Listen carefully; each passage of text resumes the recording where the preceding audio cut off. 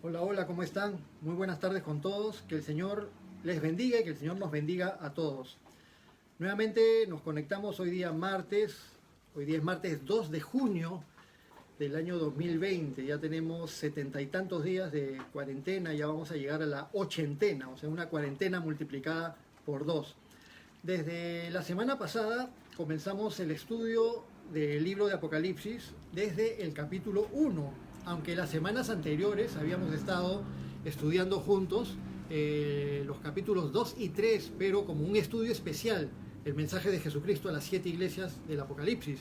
Pero en ese momento fue cuando Dios puso en nuestros corazones hacer el estudio completo del libro de Apocalipsis, empezando desde el capítulo 1, lo cual hicimos la semana pasada.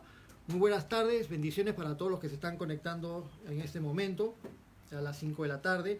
Y cuando la semana pasada empezamos con el estudio del libro de Apocalipsis, el último libro de las Escrituras, el último libro de la Biblia, con el cual se sella toda la palabra de Dios inspirada que tenemos en nuestras manos para que conozcamos qué es lo que Dios quiere que sepamos de Él.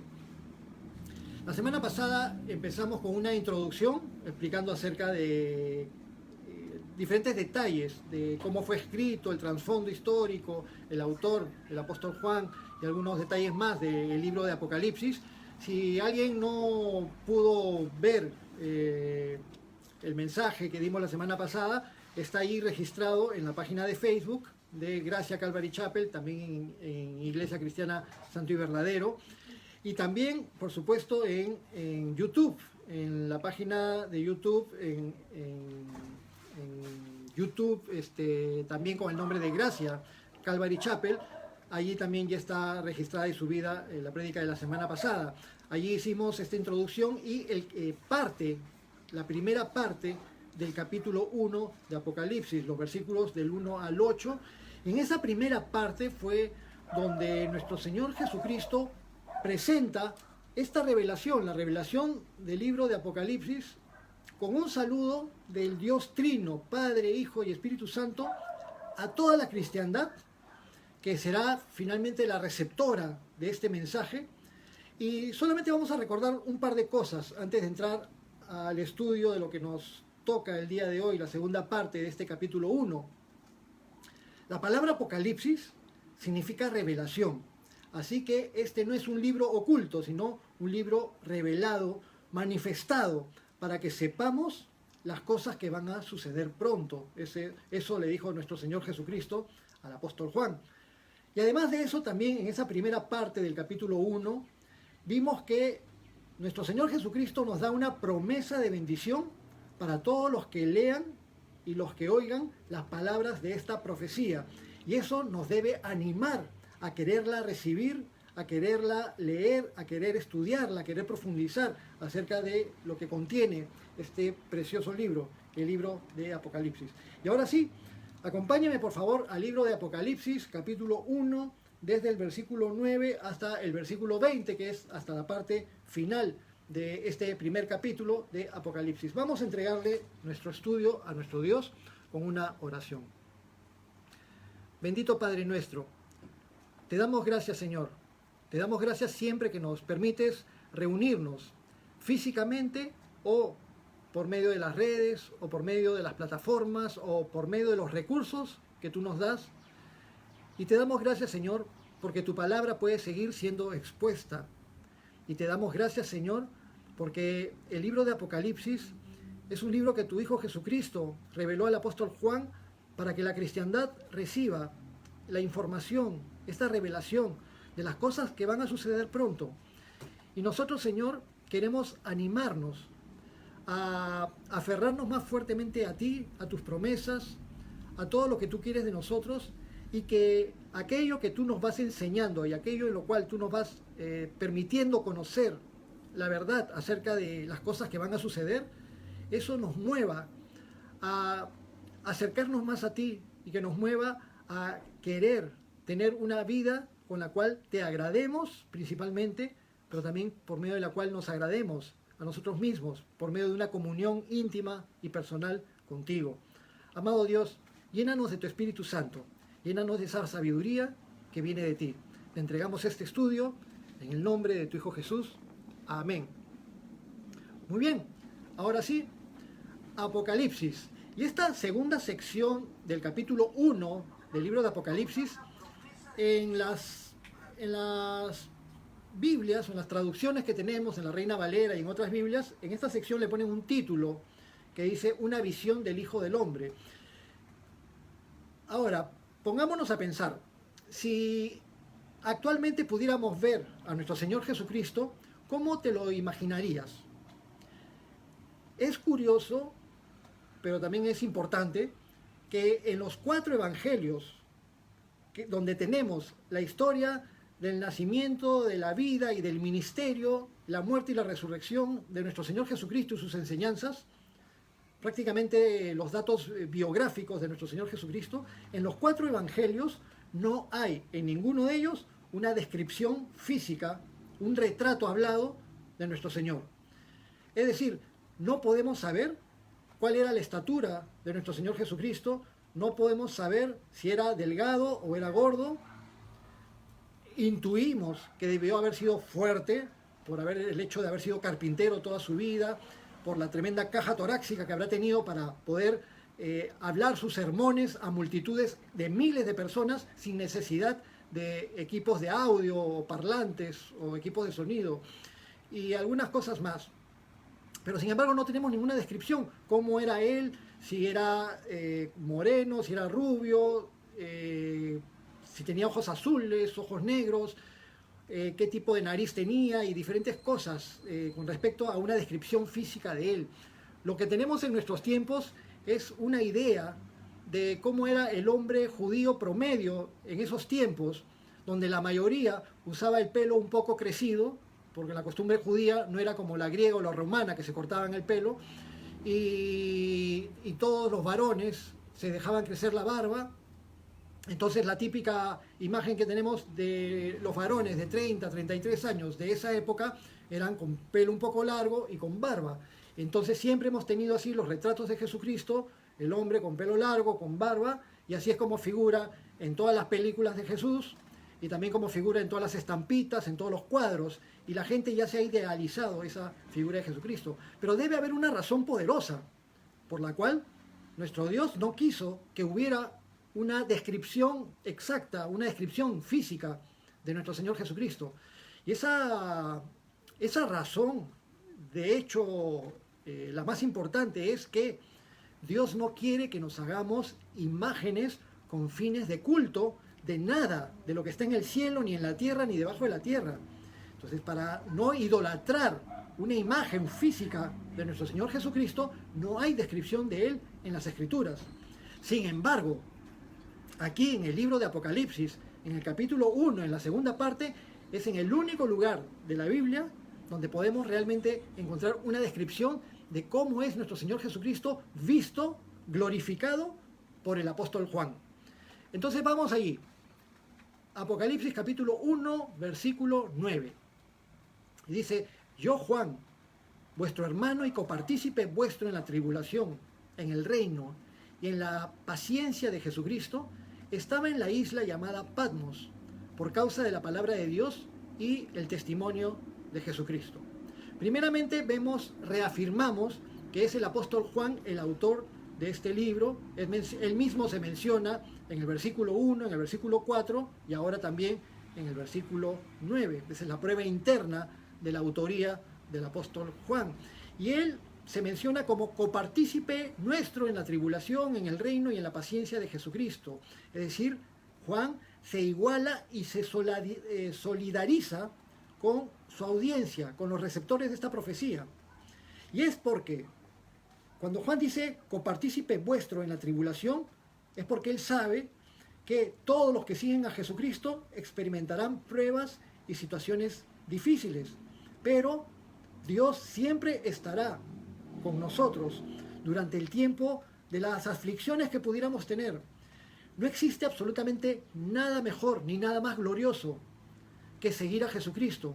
No existe nada mejor que ser cristiano, pero no cristiano nominal, sino un seguidor de las enseñanzas de nuestro Señor Jesucristo, un siervo obediente y sometido al señorío de Jesucristo. No existe nada mejor en nuestra existencia humana que entregarle nuestra vida a Jesucristo y reconocerlo como Señor y Salvador, y por medio de Él, por medio de Jesucristo, poder tener una relación personal con nuestro Creador, con nuestro Padre que está en los cielos y que nos ama.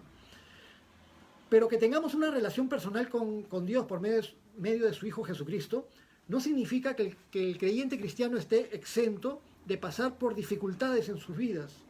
Dificultades de diferentes tipos. Pueden ser dificultades de tipo de salud, persecuciones, problemas, tribulaciones, diferentes cosas. El apóstol Pablo nos dio una fea promesa en 2 Timoteo, y también cosas similares encontramos en todas las escrituras, pero en 2 Timoteo 3:12, 2 Timoteo 3:12 dice: y también todos los que quieren vivir piadosamente en Cristo Jesús padecerán persecución. No suena muy agradable. Si queremos vivir una vida cristiana, una vida que honre a Dios en Cristo Jesús, vamos a padecer persecución. Y de hecho, millones de creyentes cristianos han fallecido como mártires por causa de su fe en Jesucristo. Y en la actualidad, millones de creyentes cristianos sufren dificultades alrededor del planeta Tierra. No en países como el nuestro, quizás no en el mundo occidental, pero hay lugares. Pero aún así, en el mundo occidental hay veces que ha sido puesto a prueba la fe de muchas personas, como los casos, por ejemplo, en Estados Unidos, cuando han habido esas matanzas de esos locos entrando a los colegios con rifles y amenazando a los alumnos, y el caso de esta niña a la que le dijeron que niegue a Dios y que ella no lo quiso hacer. Entonces, existen tribulaciones y persecuciones aún en nuestros tiempos, y circunstancias difíciles, donde muchas veces somos puestos a prueba, y es puesta a prueba nuestra fe, nuestra perseverancia, nuestra capacidad de confiar más en Dios y de aferrarnos en Dios en los momentos difíciles. En el Salmo 34, nos lo ha compartido el pastor Lucho en las últimas semanas, en el Salmo 34, versículo 9 dice: muchas son las aflicciones del justo, pero de todas ellas le librará Jehová. Así que muchas personas que aman a Dios y que son temerosas de Dios han pasado por la prueba. No han sido abstraídas o ocultadas en un tiempo de prueba. Como en el libro de Daniel, los 3 amigos de Daniel, Sadrach, Mesac y Abed-nego, cuando pasaron por el horno de fuego, estuvieron en medio del horno de fuego, pero Jesús allí con ellos, protegiéndolos, y salieron airosos. Pero el momento previo fue dificilísimo. O el mismo profeta Daniel, cuando estuvo en el foso de los leones. O José en Egipto, en el libro de Génesis, cuando sufrió todo esto, el complot de sus hermanos, y fue llevado como esclavo a Egipto y estuvo en la cárcel tanto tiempo, etcétera, etcétera. Y también los testimonios de los diferentes creyentes cristianos, empezando por Esteban en el libro de Hechos de los Apóstoles, el primer mártir, quien murió apedreado por causa de su fe en Jesucristo. No solo compartimos con el apóstol Juan el hecho de pasar por pruebas, sino, mucho más importante, ser parte del reino de Dios y lo que esperamos con paciencia. Todas las promesas que el Señor nos da de vida eterna y de un futuro con justicia, de un futuro sin maldad, de un futuro sin más muerte, sin enfermedades, sin guerras, sin abusos, sin homicidios, sin racismo, sin perversiones.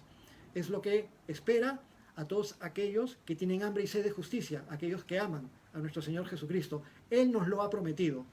Entonces continúa el apóstol Juan, volviendo a Apocalipsis 1, versículo 9, y sigue diciendo que estaba él en la isla llamada Patmos por causa de la palabra de Dios y el testimonio de Jesucristo.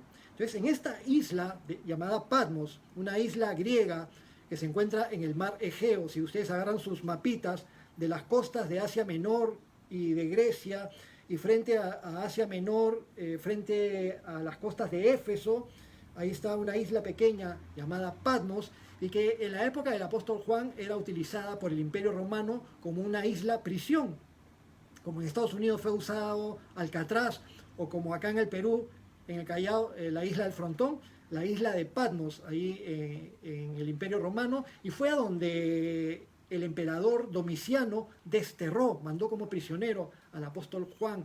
y donde el apóstol Juan, en ese momento de prueba justamente, recibió la revelación de Jesucristo.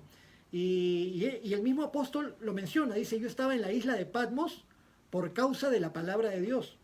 O sea, experimentando prisión, experimentando una circunstancia difícil y desagradable, pero por causa de la palabra de Dios.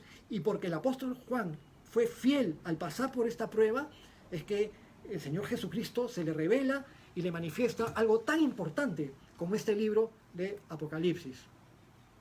Y continúa el apóstol Juan hablando en Apocalipsis capítulo 1, versículos 10 y 11. Dice, yo estaba en el Espíritu en el día del Señor y oí detrás de mí una gran voz como de trompeta que decía, yo soy el Alfa y la Omega, el primero y el último. Escribe en un libro lo que ves y envíalo a las 7 iglesias que están en Asia, a Éfeso, a Esmirna, a Pérgamo, Tiatira, Sardis, Filadelfia y la Odisea. Entonces el apóstol Juan menciona y dice, yo estaba en el Espíritu en el día del Señor. Y hay dos puntos de vista sobre esta expresión del apóstol Juan. Primeramente que una opinión mencionan, y quizás con esta opinión estamos muchos de acuerdo, que Juan estaba en ese momento en comunión con Dios en el Espíritu y que probablemente era el día domingo, porque al principio del cristianismo el primer día de la semana era llamado el día del Señor. Y es más, la palabra domingo es una transliteración del latín que significa el día del Señor. Entonces, en el día del Señor o el primer día de la semana, los creyentes cristianos acostumbraban reunirse y acostumbraban a tener sus celebraciones e incluso practicaban la Santa Cena en recordatorio de que fue el primer día de la semana, el día en que nuestro Señor Jesucristo resucitó. Ojo, los creyentes cristianos que eran judíos, todos los primeros creyentes cristianos eran judíos, los apóstoles, los primeros discípulos, ellos guardaban el Shabbat, era el séptimo día, el Shabbat, y lo guardaban al igual que todos los demás judíos. Pero cuando Jesús resucitó el primer día de la semana, los que vivían en Jerusalén y los judíos en general, los creyentes cristianos, seguidores de Jesucristo, que tenían un trasfondo judío, los días de Shabbat, el séptimo día, seguían asistiendo a las sinagogas hasta que se enteraban de que eran cristianos y los expulsaban de las sinagogas. Pero los que podían continuaban con sus costumbres judías, practicando las costumbres judías y celebrando las fiestas, festividades judías y guardando el Shabbat. Sin embargo, ya en ese tiempo empezaron a acostumbrar, y hay registros en el libro de Hechos, y hay registro en las cartas de Pablo, de que empezaron a adoptar como costumbre reunirse los domingos, el día del Señor. Bueno, regresando al tema del apóstol Juan, otra opinión es que él en ese momento fue como transpuesto una especie de éxtasis y como que fue llevado en el plano espiritual hacia una visión en el futuro, hacia los tiempos del día del Señor. Ese día del Señor grande y terrible que es anunciado en las profecías del Antiguo Testamento, en Joel y en tantos otros libros de los profetas del Antiguo Testamento, y como que el apóstol Juan fue llevado hacia el día del Señor o hacia los tiempos finales. Pero no preferimos esa opinión porque vamos a ver que el capítulo 1 de Apocalipsis está bien diferenciado con los capítulos 2 y 3 que hablan acerca de la era de la iglesia, y de ahí los capítulos 4 en adelante que hablan acerca de eventos futuros. Y por lo tanto, en este momento creemos que el apóstol Juan se encuentra en un momento actual donde está llevando un registro. También dice que cuando recibe la visión, oyó detrás de él una gran voz como de trompeta. Y en las escrituras de la Biblia vemos que muchas veces las trompetas eran utilizadas por heraldos, por mensajeros, o también, por lo general, es para convocar a la batalla, a los capitanes, o para terminar la batalla. Entonces una voz como de trompeta es algo imponente, algo importante, un anuncio muy importante que nuestro Señor Jesucristo le está dando al apóstol Juan. Y que decía en el versículo 11, Apocalipsis 1:11, Jesús dice, yo soy el alfa y la omega, el primero y el último. El alfa y la omega, alfa y omega, son la primera y la última letra del alfabeto griego. Y esto representa que Jesucristo es el primero y el último, estuvo desde el principio y hasta el final. Esto nos habla de la eternidad, de característica que tiene la deidad que posee nuestro Señor Jesucristo.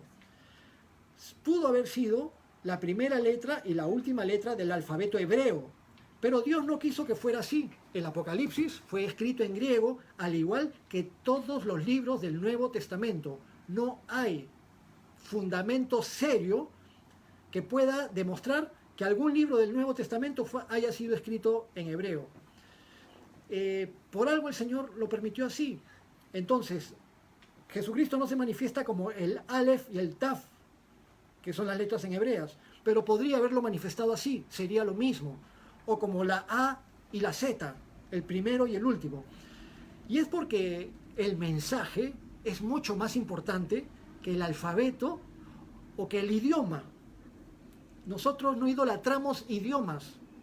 La importancia no está tanto en el idioma, aunque sí es muchas veces importante comprender el idioma original para interpretarlo correctamente cuando se hace una traducción, y para eso están los expertos traductores, tanto del hebreo como del griego. El primero y el último, el alfa y el omega, es un título únicamente de Dios y nos habla de su cualidad de ser eterno. Pero acá Jesucristo lo utiliza para Él mismo. Y más adelante, acá mismo en este capítulo, en los versículos 17 y 18, se nos va a dar una completa confirmación de que realmente es Jesucristo quien está hablando en este momento. En el Antiguo Testamento, en Isaías 44:6, lo habíamos citado la semana pasada, y en los mensajes de las 7 iglesias también lo habíamos citado. En Isaías 44:6 dice: así dice Jehová, Rey de Israel, o Yahweh, Rey de Israel y su Redentor, Yahweh de los ejércitos: yo soy el primero y yo soy el postrero, y fuera de mí no hay Dios. Solo Dios es el primero y el último.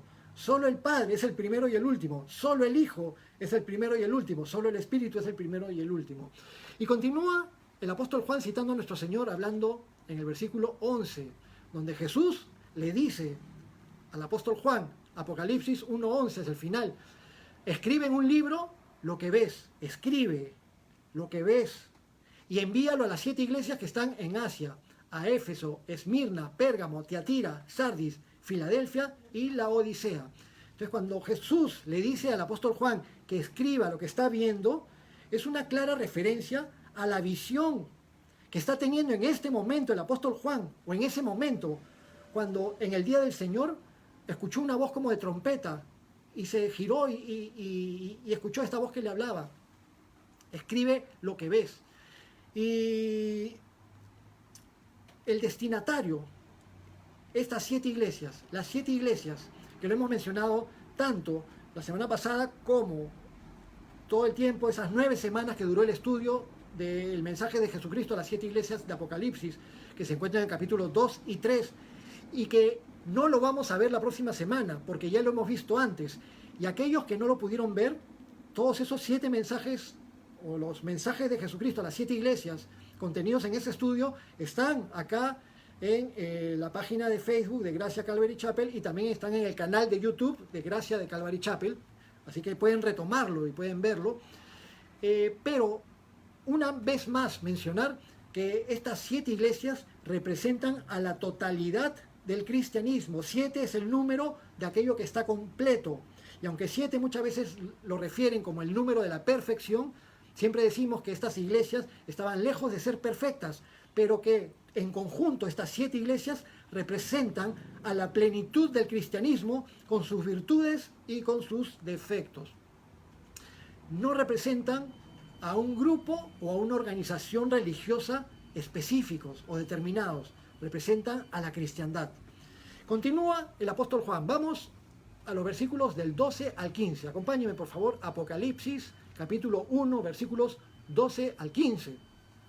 Después que Juan oye esta voz como de trompeta, dice: y me volví para ver la voz que hablaba conmigo, y vuelto, vi 7 candeleros de oro, y en medio de los 7 candeleros a uno semejante al Hijo del Hombre, vestido de una ropa que llegaba hasta los pies, y ceñido en el pecho por un cinto de oro, su cabeza y sus cabellos blancos como blanca lana, como nieve, sus ojos como llama de fuego, y sus pies semejantes al bronce bruñido, refulgente como en un horno, y su voz como estruendo de muchas aguas.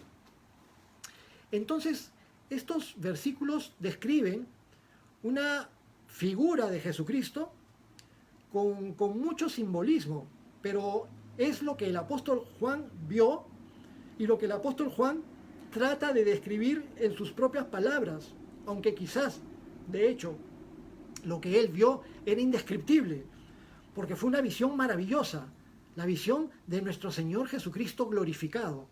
Si te quieres hacer una imagen mental pensando en nuestro Señor Jesucristo, no te lo imagines como las estampitas que muchos guardan en sus billeteras y que la gente las hace bendecir y que creen que les trae buena suerte. Nuestro Señor Jesucristo es mucho más, infinitamente más que eso. Nuestro Señor Jesucristo, Dios hecho hombre. Y se le menciona aquí, versículo 12, mencionan que Juan ve primero 7 candeleros de oro, pero la explicación acerca de qué son esos 7 candeleros de oro se nos va a dar hacia el final de este capítulo, en el versículo 20, y esto es algo importante de recalcar, que cuando la Biblia te explica un simbolismo, esa es la mejor explicación y esa es la explicación con la que nos quedamos. Y ve 7 candeleros de oro, y en medio de esos 7 candeleros de oro, dice en el versículo 13, que vio Juan a uno semejante al Hijo del Hombre. Cuando se nos habla del Hijo del Hombre, ¿qué es lo primero que nos viene en mente? Y de hecho van a ser todas las afirmaciones que Jesucristo mismo hizo con respecto a él, contenida en los Evangelios. Cuando Jesús hablaba acerca de sí mismo, se mencionaba como el Hijo del Hombre. De hecho, el Hijo del Hombre es la expresión más usada en los Evangelios para referirse a Jesucristo. Hay más de 60 veces en los Evangelios que se menciona a Jesús como el Hijo del Hombre. Y lo importante es que nuestro Señor Jesús mismo usa esta frase para referirse a Él mismo, el Hijo del Hombre. Y hay muchos lugares, ¿no? Como el Hijo del Hombre no vino para servir, sino para ser servido. Y muchas veces que Jesucristo utiliza la frase el Hijo del Hombre y el Hijo del Hombre. ¿Por qué la utiliza tanto nuestro Señor Jesucristo? Y es de hecho para dejarnos saber que Él es aquel de quien habla el profeta Daniel. En Daniel capítulo 7, versículos 13 y 14. Que Él es el Mesías de Israel, el que recibe el reino de parte de Dios. Y vamos, por favor, acompáñenme a Daniel capítulo 7, versículos 13 y 14. Daniel 7, versículos 13 y 14. El profeta Daniel, ya en sus casas, de hecho están en sus casas por el aislamiento social, pero en otro momento ustedes pueden aprovechar de leer el libro de Daniel y todas estas profecías también hermosas e importantes contenidas ahí. En Daniel 7:13 dice: miraba yo en la visión de la noche, y he aquí con las nubes del cielo venía uno. Nos hace recordar la segunda venida de Jesucristo. Venía uno como un hijo de hombre, que vino hasta el anciano de días, y le hicieron acercarse delante de él. Y le fue dado dominio, gloria y reino, para que todos los pueblos, naciones y lenguas le sirvan. Su dominio es dominio eterno, que nunca pasará, y su reino uno que no será destruido. Estas palabras del profeta Daniel, escritas unos 500 y pico años antes de Cristo, son una clara referencia a aquel Mesías que reinaría sobre Israel, pero con un reino universal y con un reino eterno. Ahora, todos los reyes de Israel y de Judá murieron, tuvieron hijos y murieron, tuvieron hijos y murieron, hasta que falleció el último y nunca más hubo rey sobre Israel. ¿Qué rey de Israel o qué rey de Judá podrá tener un reino universal y eterno?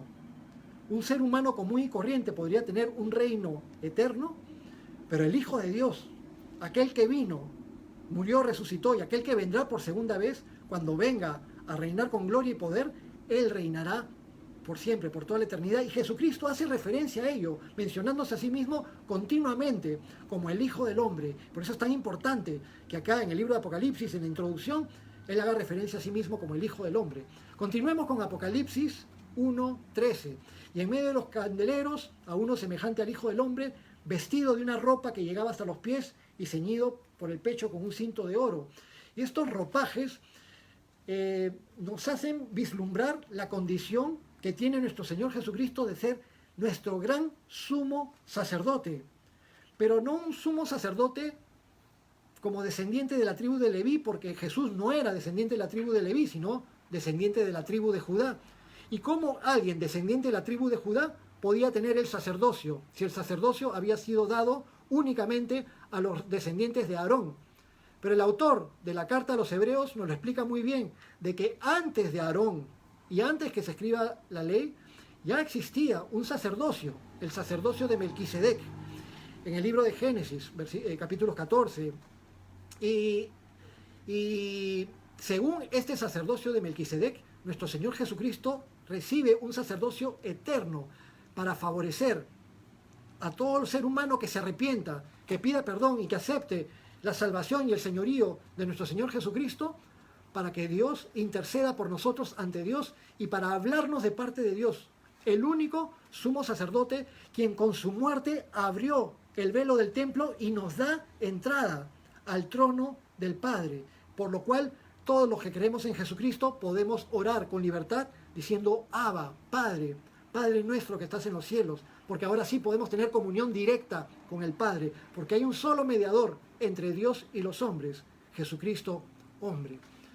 Continúa el versículo 14 del capítulo 1 de Apocalipsis describiendo a nuestro Señor Jesucristo, esta descripción maravillosa que Juan la trata de alguna manera de escribir. Dice: su cabeza y sus cabellos eran blancos como blanca lana, como nieve, sus ojos como llama de fuego. Entonces, esta descripción de cabeza y cabellos blancos como blanca lana, como nieve, la blanca lana y la nieve, pero imagínense la nieve en un lugar donde es todo nieve, todo completamente nieve y donde no ves absolutamente nada más. Cuando ciertos exploradores se perdían en las zonas bien al norte de América, cerca al Polo, al norte de Canadá, cerca del Ártico, o en Groenlandia o en Alaska, y habían campos, llanuras extensas de puro nieve, nieve, nieve, nieve, nieve, todo era tan blanco que los exploradores se quedaban cegados y literalmente perdían la vista por causa de la ceguera causada por el reflejo de la nieve en sus ojos. Mucho más que eso es nuestro Señor Jesucristo glorificado, puro, santo, inmaculado, limpio, muy parecida a la descripción que se da del Padre. En el mismo capítulo 9 de Daniel, que hemos leído hace un ratito, unos versículos antes, en el versículo 9, se describe, el profeta Daniel describe, dice, Daniel 7:9, estuve mirando hasta que fueron puestos tronos, y se sentó un anciano de días, cuyo vestido era blanco como la nieve, y el pelo de su cabeza como blanca, como lana limpia, su trono llama de fuego. Entonces vemos al Padre descrito en Daniel, al Hijo descrito en Apocalipsis, muy similares, de tal Padre, tal Hijo, el Padre, nuestro Padre Celestial, y el Hijo de Dios. Hacia el final del versículo 14 menciona que nuestro Señor Jesucristo tiene ojos como llama de fuego, y esto es una mirada infinitamente penetrante, poderosa, algo como que nada ni nadie puede escapar de su juicio y de su escrutinio. Tengamos esto en cuenta cuando nos acerquemos a nuestro Señor Jesucristo, que Él lo sabe todo y penetra hasta lo más profundo de nosotros. Y continúa en el versículo 15, diciendo que sus pies son semejantes al bronce bruñido, refulgente como un horno, y su voz como estruendo de muchas aguas. Entonces el bronce bruñido, los pies que se ven como bronce bruñido, refulgente, como un bronce recién salido del fuego, es una alusión al juicio. En la Biblia el bronce siempre es símbolo del juicio. En el Antiguo Testamento, en el tabernáculo y después en el templo, el altar era el altar de bronce, la fuente era la fuente de bronce, la serpiente que alzó Moisés en el desierto, la serpiente de bronce, y así diferentes utensilios o artefactos o circunstancias que se daban con respecto al bronce, siempre hablaban de juicio. Y es que a nuestro Señor Jesucristo le ha sido entregado el juicio, y Él ejecutó la sentencia que había en contra de la humanidad en la cruz del Calvario, y Él tiene el poder para juzgar a todos, a todo ser humano, cuando toque el día del juicio final. En el versículo 16 se nos menciona, Apocalipsis 1:16, que tenía en su diestra 7 estrellas. Y estas 7 estrellas, la explicación también nos la van a dar en el versículo 20, así que lo dejamos para un poquito más adelante. Pero se nos dice en el versículo 16 que de su boca salía una espada aguda de 2 filos y su rostro era como el sol cuando resplandece en su fuerza. Primeramente, hablemos de esta espada aguda de 2 filos que sale de la boca de nuestro Señor Jesucristo. Jesús es el Logos, la palabra de Dios, el verbo de Dios, la palabra de Dios encarnada, la palabra de Dios en acción. El autor de la carta a los Hebreos nos dice en Hebreos 4, versículos 12 y 13, porque la palabra de Dios es viva y eficaz. Muchos de ustedes ya conocen este versículo. La palabra de Dios es viva y eficaz y más cortante que toda espada de 2 filos y penetra hasta partir el alma, el espíritu, las coyunturas y los tuétanos y discierne los pensamientos y las intenciones del corazón. Y no hay cosa creada que no sea manifiesta en su presencia. Antes bien, todas las cosas están desnudas y abiertas a los ojos de aquel a quien tenemos que dar cuenta. A diferencia de todos los profetas del Antiguo Testamento, que cuando hablaban de parte de Dios decían, así dice Jehová, Jehová ha dicho esto, y lo escribían porque Dios les dictaba lo que debían escribir. Jesucristo, cuando habla en los evangelios, Él dice, pero yo les digo. También dice, de cierto les digo.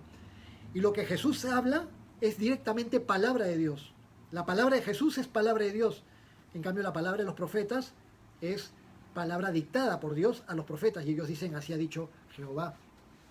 Así que las palabras de Jesús son directamente palabra de Dios. De su boca sale una espada de 2 filos cortante que penetra hasta lo más profundo. El rostro de Jesús. ¿Cómo era el rostro de Jesús? Al final del versículo 16 nos lo dice. Y su rostro era como el sol cuando resplandece en su fuerza. ¿Alguna vez han intentado mirar al sol directamente en cualquier momento del día, pero por ejemplo en el mediodía? En realidad no se debe mirar directamente al sol en ningún momento del día. ¿Qué pasaría si te quedas mirando mucho rato al sol? De hecho, primero, de estar un rato en exposición directa mirando al sol, te empiezas a quemar la córnea. Y cuando te quemas la córnea, eso te produce queratitis, con unas costritas en los ojos que después te causan un dolor. Y de hecho, en algunas reuniones de oración anteriores, yo había pedido oración por mi esposa, que estaba sufriendo de queratitis, pero su queratitis no era por mirar al sol, en todo caso, otro tipo de causa. Pero es de sumo riesgo mirar al sol directamente, pero eso no es lo peor de todo. Cuando uno queda expuesto mucho rato, digamos media hora mirando hacia el sol, atraviesa va más allá de la córnea y causa daño en la retina. Y cuando causa daño en la retina, ahí sí puede causar ceguera de manera permanente. Así de fuerte es la luz del sol. Y el sol, al igual que todas las estrellas, ha sido creada por nuestro Señor Jesucristo y por el Padre y por el Espíritu Santo en la creación. Entonces, es imponente la visión de Jesucristo glorificado. Cuando Jesús se le apareció al apóstol Pablo en el camino a Damasco, cuando iba Pablo, antes de convertirse en Pablo y se llamaba Saulo, persiguiendo a los cristianos, y tiene este encuentro con el Señor Jesucristo, cae al piso porque vio una luz más fuerte que el sol del mediodía, y era nuestro Señor Jesucristo, como rostro de sol. ¿Cómo haremos para mirar a nuestro Señor Jesús cara a cara cuando estemos en su presencia? Es que el Señor nos tiene que salvar, perdonar, limpiar, vestir de vestiduras blancas y darnos una circunstancia donde podamos estar adaptados para poder estar en su presencia en el reino de los cielos. Pero en este momento el apóstol Juan, cuando ve a Jesús glorificado, se queda profundamente impresionado. Y por eso es que menciona el versículo 17, Apocalipsis 1:17. Cuando le vi, caí como muerto a sus pies. Y él puso su diestra sobre mí diciéndome, no temas, yo soy el primero y el último, y el que vivo y estuve muerto, mas he aquí que vivo por los siglos de los siglos. Amén. Y tengo las llaves de la muerte y del Hades. Cuando el apóstol Juan ve a Jesucristo, cae postrado de inmediato. Y es que cuando alguien tiene una confrontación real y directa con Jesucristo, es imposible que se mantenga en pie. Es lo que le pasó al apóstol Pablo. En el Evangelio según San Juan, escrito también por el mismo apóstol Juan, en el capítulo 18, cuando Jesucristo iba a ser capturado, vinieron sus captores, comandados por Judas, Y se acercaron y Jesucristo dice, ¿a quién buscan? Y ellos dijeron, a Jesús de Nazaret. Y Jesús dijo, yo soy. Y en el momento en que Jesús les dice, yo soy, todos los que le iban a capturar retrocedieron y cayeron de espaldas al piso. Tan imponente la presencia de Jesucristo. Y en ese momento todavía no estaba glorificado. Y todos cayeron al piso. Y luego lo capturaron. Pero una verdadera confrontación, una verdadera exposición ante Jesús debe producir una profunda humillación, arrepentimiento y una completa postración de la persona que es confrontada a Jesús. Como el apóstol Pedro, cuando Jesús le permitió el milagro de la pesca numerosa, cuando Pedro no quería echar la red de nuevo y Jesús le dijo que la eche y pudo cargar con tantos peces la red que se hundía la barca. Y Pedro se dio cuenta de con quién estaba tratando y hizo así, dijo, Señor, apártate de mí que soy pecador. Si tú eres confrontado con Jesucristo, ¿cómo te vas a acercar a Él? Es decir, sí, que mi pata, mi compadre, el flaco, ¿qué cosa? A nuestro Señor Jesucristo, es cierto que Jesús nos llama amigos y es cierto que Jesús quiere ser nuestro amigo y que nos da la posibilidad de por medio de Él ser hechos hijos adoptivos de Dios. O sea, se vuelve nuestro hermano mayor, pero es nuestro Señor. Y tener una confrontación ante Él debe llevar a que nos produzca en nosotros una profunda humillación. Cuando estás con el Rey de todo el universo, Rey de reyes y Señor de señores. Sin embargo, nuestro Señor Jesucristo en su amor pone la mano sobre Juan, como la pone sobre cada uno de nosotros cuando nos arrepentimos de verdad, o cuando de verdad nos postramos ante su presencia, cuando venimos ante Él con recogimiento y con un verdadero temor de Dios, que no significa tenerle miedo, sino tener respeto, reverencia, amor, entrega. Entonces viene Jesucristo y pone su mano sobre él al final del versículo 17 y le dice, no temas, yo soy el primero y el último y el que estuvo vivo, y el que vivo y estuve muerto, mas he aquí que vivo por los siglos de los siglos. Amén. Habíamos mencionado en el versículo 11 que el primero y el último es un título únicamente de Dios. En algunos grupos religiosos, en algunas sectas religiosas, dicen que el que estaba hablando en el versículo 11 era Dios Padre, no Jesucristo. Pero acá en el versículo 17 nos damos claramente de que sí es Jesucristo. ¿Por qué? Porque es Jesús quien dice, yo soy el primero y el último, y el que vivo y estuve muerto. Y recordemos que este es únicamente un título de Dios. Sin embargo, acá se aclara. Jesucristo lo dice, yo soy el primero y el último. Estuvo muerto y vivió. ¿Y quién estuvo muerto y vivió? ¿El Padre estuvo muerto y vivió? No, únicamente Jesucristo. Entonces, esta es otra afirmación de la deidad de Jesucristo.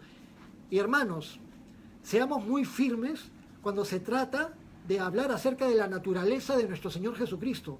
No debemos permitir que nadie desnaturalice quién es en realidad nuestro Señor Jesucristo, el Todopoderoso Hijo de Dios, el Yo Soy, el primero y el último. Y entonces acá tenemos un fundamento fuerte nuevamente. Y ahora, un versículo que estaba esperando desde la semana pasada. Apocalipsis 1:19 es un versículo muy importante para nuestra comprensión del libro de Apocalipsis, porque nos da una clave para tener una mejor comprensión, un entendimiento. Aprovechemos las herramientas que nuestro mismo Dios nos da para entender las Escrituras y que se encuentran en las mismas Escrituras. En el libro de Apocalipsis, capítulo 1, versículo 19, encontramos como una especie de bosquejo, donde el libro de Apocalipsis es dividido en tres. Veamos, Apocalipsis 1:19. Y Jesús le manda a Juan y le dice, Apocalipsis 1:19, escribe las cosas que has visto, y las que son, y las que han de ser después de estas. Noten esta división en tres. Escribe las cosas que has visto, y las que son, y las que han de ser después de estas. Siempre, desde aquí en adelante, durante todo el estudio de Apocalipsis, tengamos en mente esta división en tres. Las cosas que has visto son todo aquello que Jesús le dice, escribe lo que ves, y que está registrado en el capítulo 1, y que lo estamos leyendo y lo hemos estudiado la semana pasada y hoy. Esas son las cosas que has visto, y Juan lo registra en el capítulo 1 de Apocalipsis. Y luego, la segunda parte del versículo 19. Y las cosas que son, las que son las cosas actuales, el tiempo actual. Y el tiempo actual es la era de la iglesia, el tiempo del cristianismo, desde la época de los apóstoles hasta nuestros tiempos, hasta que venga el rapto de la iglesia, el cual todavía no se ha dado y todavía continuamos en la era de la gracia. Entonces ese es el tiempo actual, el tiempo de las cosas que son. ¿Y dónde se encuentra este tiempo de las cosas que son? En el libro de Apocalipsis, en los capítulos 2 y 3. Los capítulos 2 y 3 que hablan del mensaje de Jesucristo a las 7 iglesias de Apocalipsis, nos habla acerca de todo este periodo, de la era de la iglesia, de la era de la gracia, el tiempo en el que Jesús actúa sobre su iglesia, influenciando al mundo con el poder de su Espíritu Santo a través de esta influencia preservante que Jesús le ha dado a la iglesia para que seamos luz y sal sobre la tierra, hasta el momento en que Jesús venga por su iglesia y se la lleve. Y en ese momento termina la era de la gracia. Y eso se encuentra en los capítulos 2 y 3 de Apocalipsis. Pero una tercera parte, en el versículo 19, escribe las cosas que has visto y las que son y las que han de ser después de estas. Entonces la tercera parte es las cosas que han de ser después de estas. ¿Después de cuáles? Después de la era de la gracia, después de la era de la iglesia. Después de que termine el tiempo de la influencia del Espíritu Santo a través de la iglesia cristiana en el mundo, después de la era de la gracia, vendrá las cosas que han de ser después de estas, tiempo futuro. Y aquí hay una palabra clave en el griego. Y las cosas que han de ser después de estas, después de. La frase traducida como después de estas es la palabra compuesta en griego metatauta. Metatauta. Metatauta significa después de esto, posteriormente, después de estas cosas, se traduce. Entonces esa palabra también va a servir de clave para nosotros, porque nos indica que después de esa palabra se inician los eventos futuros. Las cosas que has visto, capítulo 1, las cosas que son, capítulos 2 y 3, y las cosas que han de ser después de estas, metatauta. Metatauta a partir del capítulo 4 en adelante. Y al iniciar el capítulo 4, y lo vamos a ver la próxima semana, al iniciar el capítulo 4 vamos a encontrar esta palabrita compuesta en griego, metatauta. Después de estas cosas, allí, capítulo 4 en adelante, son eventos del futuro. Y de esa manera podemos tener una mejor comprensión de que todos los eventos narrados en Apocalipsis, desde el capítulo 4 en adelante, son eventos futuros, profetizados que van a suceder sobre la tierra y después en el estado eterno, pero son eventos del futuro. Finalmente, terminemos con el versículo 20, con eso terminamos el capítulo 1 el día de hoy. El misterio de las 7 estrellas que has visto en mi diestra y de los 7 candeleros de oro. Mencionamos hace un momento que el tema de las 7 estrellas y de los 7 candeleros, la explicación se nos iba a dar después y se nos da ahora, en el versículo 20. Las 7 estrellas son los ángeles de las 7 iglesias. Los ángeles de las 7 iglesias. Los ángeles son los mensajeros. La palabra ángel significa mensajero. Tanto en hebreo como en griego, la palabra ángel significa mensajero. Casi siempre asociamos la palabra ángel a mensajeros celestiales, que son los típicos, los famosos ángeles de Dios. El arcángel Gabriel, el arcángel Miguel. Los otros nombres no los sabemos bien, excepto el de Lucifer o Luzbel, y toda la serie de seres espirituales, arcángeles, ángeles, querubines, serafines, etc. Todos estos seres celestiales se les llama ángeles, mensajeros, pero también hay mensajeros humanos, que la palabra mensajero es la palabra ángel. Cuando menciona que los 7 estrellas son los 7 ángeles de las 7 iglesias, son los mensajeros de cada una de estas 7 iglesias, es decir, los pastores o líderes o ancianos responsables de llevar el mensaje que Jesús le dio a Juan para que Juan se lo dé a los ángeles, los mensajeros, los líderes de las 7 iglesias. Es decir, la persona que tiene la responsabilidad de llevar el mensaje a los demás hermanos cristianos, esa persona se convierte en el ángel enviado a las 7 iglesias, como lo fueron en ese momento los 7 líderes de las 7 iglesias que existieron en la época del apóstol Juan. Porque es muy importante la misión que tienen las personas responsables, los pastores, los líderes, los predicadores, los maestros que enseñan la palabra, en dar el mensaje de Dios a todos los hermanos cristianos para que seamos edificados, y también a aquellas personas que aún no han conocido a Jesucristo para que tengan la oportunidad de recibir la salvación. Pero también menciona los 7 candeleros, y los 7 candeleros, dice, son las 7 iglesias. Al igual que el menorá, esta lámpara que estaba en el templo con las 7 llamas, llena del aceite, de la unción, ese aceite que nos hace recordar a la unción del Espíritu Santo, poniendo fuego en la iglesia, encendiendo la llama del fervor y de la sana doctrina y de la santidad y de la entrega completa al Señor. Estos 7 candeleros representan a las 7 iglesias. Los 7 candeleros deben estar encendidos. La iglesia debe estar encendida, debe estar iluminando, debe estar puesta sobre una ciudad para iluminar, debe estar puesta en una casa sobre los muebles para iluminar a los que viven en esa casa, con esa influencia. Y algo importante que mencionó al principio es que Jesucristo anda caminando entre los candeleros, es decir, que nuestro Señor Jesucristo camina en medio de su iglesia. Qué bueno es que los ángeles, los mensajeros de Dios, estén en las manos de nuestro Señor Jesucristo, de tal manera que el Señor tiene soberanía, control, cuando los líderes verdaderamente se someten al señorío de Jesucristo. En todo tiempo de la historia de la humanidad, y especialmente en la era de la iglesia cristiana, se han levantado líderes que han querido desarrollar sus propios grupos religiosos antojadizamente, con sus propias profecías, con sus propias interpretaciones antojadizas de las escrituras, torciendo las escrituras y manejándolas para su conveniencia y muchas veces para su provecho económico. Esas personas o esos líderes no son mensajeros del Señor, son mensajeros del enemigo, y van a tener que rendir cuentas a Dios por dar una palabra que Dios nunca les dio que dieran, y por trastornar el mensaje y por llevar a veces a millones de seres humanos al error. Hay sectas religiosas salidas del cristianismo que en la actualidad tienen 20 millones de seguidores a nivel mundial, o 10 millones de seguidores a nivel mundial, o religiones que tienen cientos de millones de seguidores a nivel mundial y que han sido engañados también. Pero los que llevan la palabra del Señor están en las manos del Señor, y nuestro Señor Jesucristo camina en medio de su iglesia. Y ahorita, hermanos, hermanas, que estamos juntos estudiando la palabra de Dios, nuestro Señor Jesucristo está aquí caminando entre nosotros. ¿No les parece maravilloso? Honrando a nuestro Señor, honrando a nuestro Dios, terminamos el mensaje de hoy. Vamos a orar juntos y terminamos con unos anuncios. Te bendecimos, amado Dios, con todo nuestro corazón y con todo temor reverente hacia ti, Señor.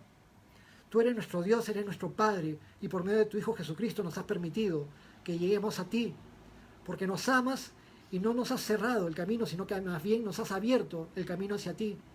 Pero, Señor, te pedimos que nos ayudes para que por nuestra fe puesta en tu Hijo Jesucristo seamos completamente transformados, para que seamos agradables a ti y para que tú hagas tu obra completa en nuestras vidas. Gracias, Señor, por la visión que tuvo el apóstol Juan, tu siervo, de nuestro Señor Jesucristo, y que nos lo dejó escrito en este capítulo 1 del libro de Apocalipsis, y que ahora nosotros podemos imaginar glorificado a nuestro Señor Jesucristo, glorioso, brillando más que el sol, con ojos como de fuego, vestido con sus ropas sacerdotales, con su cinto de oro, siendo glorificado, y lo veremos más glorificado en los capítulos 4 y 5. Bendito Dios, gracias por lo que nos permite ser expuestos a este libro y a este mensaje de Apocalipsis, y te pedimos que nos dé sabiduría sobre los capítulos que vienen de aquí en adelante, a partir de la próxima semana, mientras recorremos aquellas cosas que van a suceder pronto. Te amamos, Señor, te damos gracias, y todo te lo pedimos en el nombre de tu Hijo Jesús. Amén. Muy bien, el próximo martes continuamos con el capítulo 4 de Apocalipsis. Recuerden que los capítulos 2 y 3 del libro de Apocalipsis ya los hemos estudiado y están allí en Gracia Calvary Chapel por Facebook, y también en la página de YouTube, en el canal de YouTube Gracia Calvary Chapel. También están las prédicas del mensaje de Jesucristo a las 7 iglesias, que ya lo hicimos, capítulos 2 y 3. Así que la próxima semana continuamos con el capítulo 4 de Apocalipsis, metatauta en adelante, después de estas cosas, tiempo futuro, Va a estar muy interesante escuchar lo que nuestro Señor nos tiene que decir con respecto a las cosas que van a suceder. Nuestras actividades virtuales por medio de la Iglesia Gracia Calvary Chapel. Los lunes, a partir de este lunes, el estudio de Primera de Tesalonicenses a las 5 de la tarde con el pastor Iván González. Los días martes, como hoy, el estudio del libro de Apocalipsis, igual a las 5 de la tarde. Los días miércoles a las 5 de la tarde, o sea, pasado mañana, perdón, miércoles de mañana, me estoy adelantando. Mañana, a las 5 de la tarde, tenemos reunión de oración. Hemos puesto un anuncio en la página de Gracia de la Oración. Ahí debajo de ese anuncio pueden poner peticiones de oración. O mañana mismo, durante el tiempo de oración, en los comentarios de la transmisión, ahí también pueden poner sus peticiones de oración. O sugerirnos temas por los cuales es necesario que oremos. El jueves tenemos estudio de damas. Tienen estudio de damas a las 10 de la mañana con nuestra hermana Nori, la esposa del pastor Lucho García. Jueves a las 10 de la mañana estudio de damas. El jueves en la noche, en la tarde, a las 5 de la tarde, Primera de Samuel con el pastor Lucho García. Viernes a las 8 de la noche, el grupo de los jóvenes adultos Gracia, YAG. Viernes a las 8 de la tarde, perdón, 8 de la noche. Los jóvenes que quieran participar y que no están incluidos en el chat de jóvenes adultos de 18 años para arriba, pueden escribir a la página de Gracia para incluir, pueden mandarnos su número de WhatsApp y abrirse un correo en Gmail para que puedan participar en estas reuniones por medio de la plataforma de Meet y participar en el estudio de jóvenes adultos. Los días sábados a las 7 de la mañana, desayuno de caballeros con el pastor Lucho García. Igualmente, los caballeros que aún no están participando y que deseen participar, escriben, envían una dirección de correo de Gmail para que se puedan incluir en las reuniones de Meet. Sábados a las 7 de la mañana con el pastor Lucho García. Hay reunión de chicas, adolescentes y jóvenes, a las 7 de la noche, los días sábados a las 7 de la noche, con nuestra hermanita Luisa Carranza, con Luisa.